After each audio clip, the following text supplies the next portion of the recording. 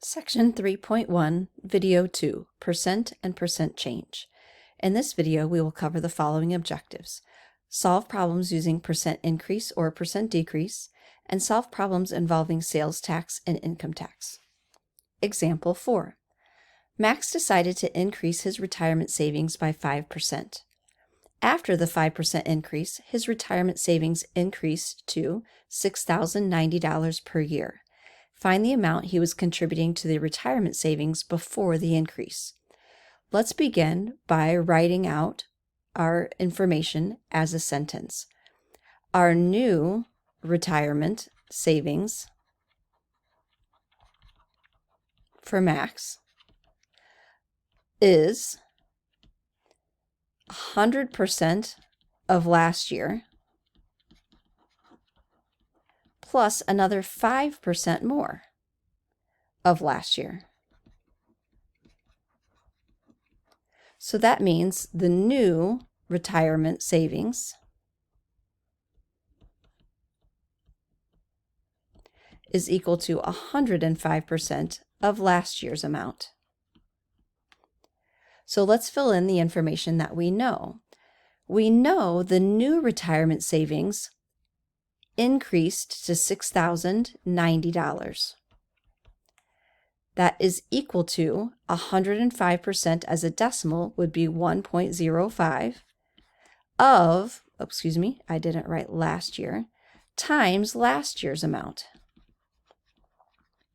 And I'll use an abbreviation Y for last year.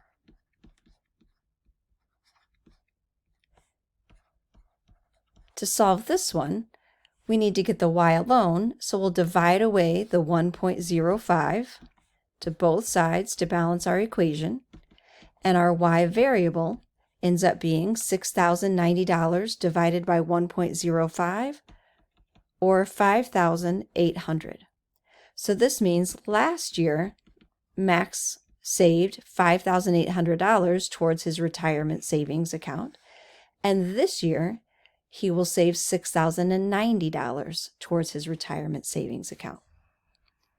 Let's take a look at example 5. The number of students participating in soccer camp increased from 247 to 351. Find the percent of increase in soccer camp participants. Round to the nearest tenth of a percent. So if we want to find the percent of increase, we can originally think of this as a fraction and then convert our fraction to a decimal and our decimal to a percent. But our fraction is going to tell us the information we want in the numerator. We want to find the amount of increase. And we always, whenever we're looking at percent, we are going to put the total in the denominator. In this case, we're given two totals, last year and this year. So when we're finding percent of increase or percent of decrease, we always want the original amount. So the original starting amount in the denominator. So let's find that numerator. What is the amount of increase? So to find the increase, we want to take the 351, the new amount, and subtract away the 247, the original amount, and we find that the amount of increase is 104 students. So there were an extra 104 students this year for the soccer camp. So let's find our percent of increase.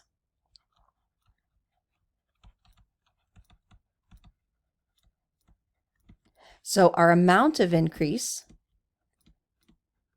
we said, was 104 students. The denominator, we said, was going to be the original amount, and the original amount started at 247. Let's change 104 divided by 247 into a decimal, and I'm going to just go to a few decimal places here. So we're going to say it's approximately equal to 0.42105, and now I'm going to convert it to a percent. So converting this to a percent, we're going to find that it's 42.105%, or 42 and 105 thousandths percent. but it's said to go to the nearest 0.1%. That's that first decimal place. So using our rounding rules, we're going to say 42.1% when we round. So it's approximately equal to a 42.1% increase. Let's take a look at example 6. Income tax paid to the IRS is calculated as a percentage of taxable income. Each year, the government uses percentages to calculate income tax. Tax tables are used to display the tax percentage and calculation method, and you see the tax tables here provided. Example 6. The Wilders are married and filing a joint income tax return. They have a combined 2021 taxable income of $123,800. Part A, find the amount of federal income tax they must pay. So for Part A, we're going to take that taxable income of $123,800 and find it in the correct chart. Notice that the chart at the top is for single taxpayers, and the chart on the bottom is for taxpayers that are married filing jointly.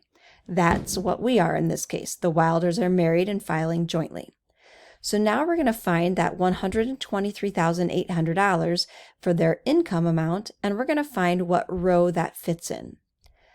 And looking, it says it has to be over $0, but not over $19,900. The second row is over $19,900, but not over $81,050, so we don't fit in row 1 or row 2. It looks like we fit here in row 3, where we're over $81,050, but not over $172,750. So that taxable income does fit in that range. So I'm going to circle that row to help us keep track of it. And it's this part at the back that says the tax is, and this is the part at the end of the row that says $9,328 plus 22%. And if you read the top, it says of the amount over, and in our row, it's $81,050. So 22% of the amount over $81,050. So now let's convert that into our phrase that we're going to calculate. So $9,328 just stays that amount. Plus is still plus. Our 22% we're going to convert into its decimal equivalent, 0.22 or 22 hundredths. And we're going to multiply that 0.22 times the amount over $81,050.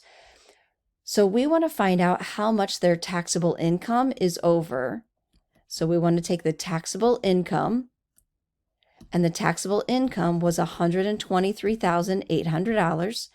And to find out how much you're over $81,050, we're going to subtract. So we're going to take the $123,800 and subtract the $81,050, and that parenthesis to find out that that subtraction would be $42,750. So the Wilders' taxable income is $42,750 over the amount from our tax chart, $81,050. And we're going to take 22% of that.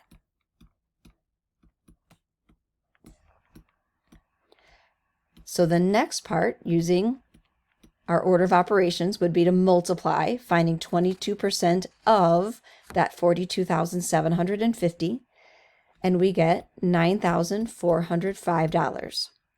The last thing we're going to do is add that to the $9,328, again, that was given to us in the tax table.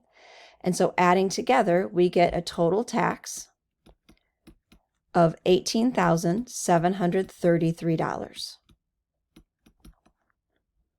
That's part A. Find the amount of federal income tax they must pay. So over the entire year, the Wilders need to pay $18,733. Part B says, well, if the Wilders were paying $890 in each of their 12 monthly paychecks, Do they still owe more money or do they receive a refund?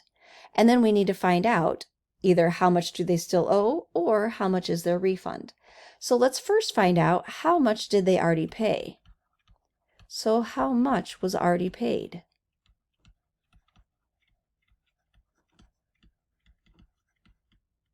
So to find out how much was already paid, we are told that $890 was taken out of every paycheck, and there were 12 monthly paychecks, so $890 was paid 12 times. So if we take $890 times 12, we find out that the Wilders paid $10,680, and this was already paid. But they owe $18,733. So that means that they haven't paid enough. So the Wilders still owe more money. They still owe more tax. To find out how much they owe, we're going to take the total tax amount of $18,733 and subtract the amount that they've already paid, $10,680, and we find out that they still owe $8,053. And again, that's the amount they still owe for their income tax. And that ends example 6.